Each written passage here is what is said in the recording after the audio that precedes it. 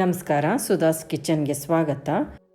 ಇವತ್ತು ನಾವು ಜೋಳದ ಹಿಟ್ಟಿನಿಂದ ಆರೋಗ್ಯಕರವಾಗಿ ಸುಲಭವಾಗಿ ಮಾಡುವಂಥ ಒಂದು ರೆಸಿಪಿ ಮಾಡೋಣ. ಪೌಷ್ಟಿಕವಾದ ಜೋಳದ ಹಿಟ್ಟಿನ ಉಪ್ಪಿಟ್ಟು ಮಾಡೋಣ. ಒಂದು ಬಟ್ಲಷ್ಟು ಜೋಳದ ಹಿಟ್ಟು ತಗೊಂಡಿದ್ದೀನಿ. ಲೋ ಫ್ಲೇಮ್ ಇಟ್ಕೊಂಡು ಹದವಾಗಿ ಗಮ್ ಅಂತ ಸುವಾಸನೆ ಬರೋವರೆಗೂ ಹುರ್ಕೊಳ್ಳೋಣ.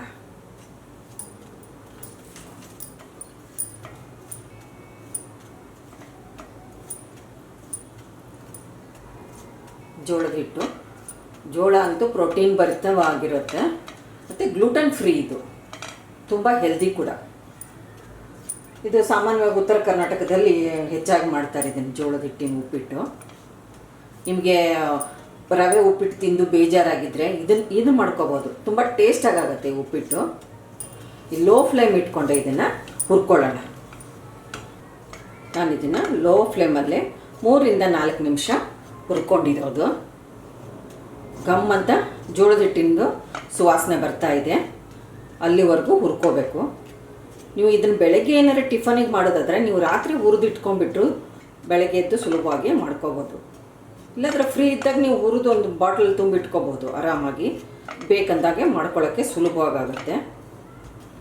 ಶುಗರ್ ಇದ್ದವರಿಗೂ ತುಂಬ ಒಳ್ಳೆಯದಿದು. ಚೆನ್ನಾಗಿ ಹುರ್ಕೊಂಡಿರೋದು ಒಂದು ತಟ್ಟೆಗೆ ತಕ್ಕೊಳ್ಳೋಣ. ಇದೇ ಪ್ಯಾನಿಗೆ ಎಣ್ಣೆ ಹಾಕೊಳ್ಳೋಣ.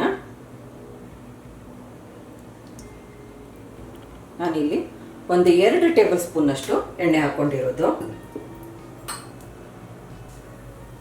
ಸಾಸಿವೆ ಹಾಕ್ಕೊಳ್ಳೋಣ. ಸಾಸಿವೆ ಸ್ವಲ್ಪ ಚಟಪಟ ಅನ್ನಲಿ. ಎಲ್ಲರಿಗೂ ಇಷ್ಟವಾಗೋ ರೀತಿ ತರಕಾರಿ ಬಳಸಿ ಉಪ್ಪಿಟ್ಟು ಮಾಡೋಣ.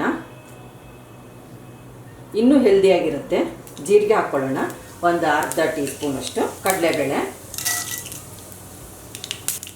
ಉದ್ದಿನಬೇಳೆ ಎಲ್ಲನೂ 1 ಟೀ ಸ್ಪೂನಷ್ಟು ಹಾಕ್ಕೊಳ್ಳೋಣ.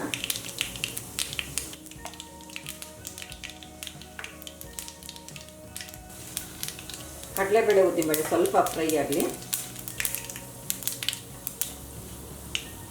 ಇಲ್ಲಿ ನಾನು 2 ಹಸಿಮೆಣಸಿನಕಾಯಿ ಹಾಕ್ತಾಯಿದ್ದೀನಿ.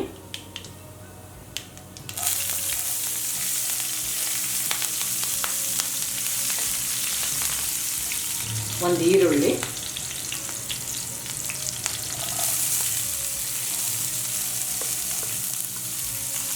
ಸ್ವಲ್ಪ ಕರಿಬೇವು,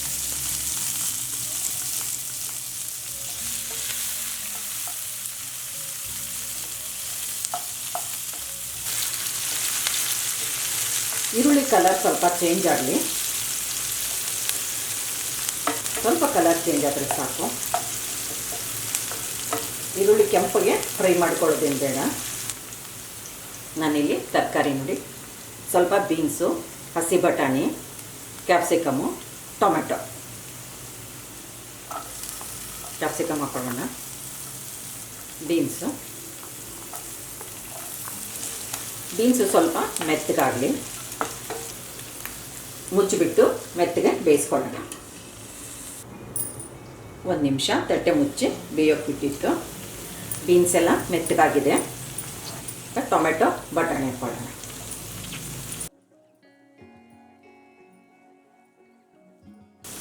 ಸ್ವಲ್ಪ ಅರಿಶಿನ ಹಾಕ್ಕೊಳ್ಳೋಣ. ಮಿಕ್ಸ್ ಮಾಡಿ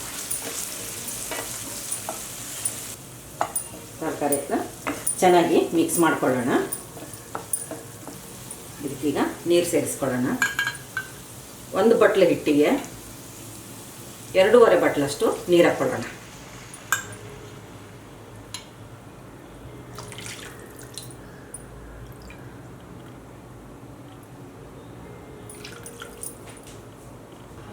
ರುಚಿಗೆ ತಕ್ಕಷ್ಟು ಉಪ್ಪು. ಮುಚ್ಚಿಬಿಟ್ಟು ಕುದಿ ಬರಲಿ. ನೀರು ಕುದೀತಾ ಇದೆ. ಮೀಡಿಯಂ ಫ್ಲೇಮಿಂದ ಲೋ ಫ್ಲೇಮ್ ಇಟ್ಕೊಳ್ಳೋಣ.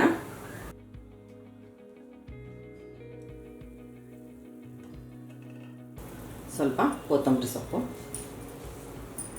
ಈಗ ಹುರಿದಿಟ್ಕೊಂಡಿರೋ ಜೋಳದ ಹಿಟ್ಟು ಹಾಕ್ಕೊಳ್ಳೋಣ. ಫ್ಲೇಮು ಲೋ ಅಲ್ಲೇ ಇರಲಿ. ನಿಧಾನಕ್ಕೆ ಮಿಕ್ಸ್ ಮಾಡ್ಕೊಳ್ಳೋಣ.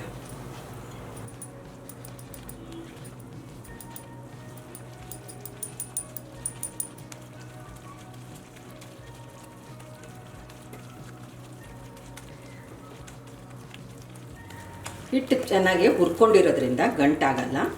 ಚೆನ್ನಾಗಿ ನಿಧಾನಕ್ಕೆ ಮಿಕ್ಸ್ ಮಾಡಿ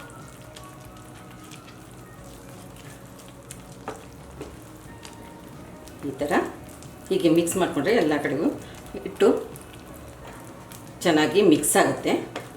ನಾನು ನೋಡಿ ಹುರಿದಿರೋದ್ರಿಂದ ಒಂದು ಚೂರು ಗಂಟಾಗಿಲ್ಲ.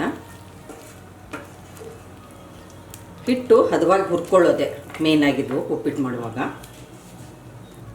ಮುಚ್ಚಿಬಿಟ್ಟು ಲೋ ಫ್ಲೇಮಲ್ಲೇ 1 ರಿಂದ 2 ನಿಮಿಷ ಬೇಯಿಸ್ಕೊಳ್ಳೋಣ.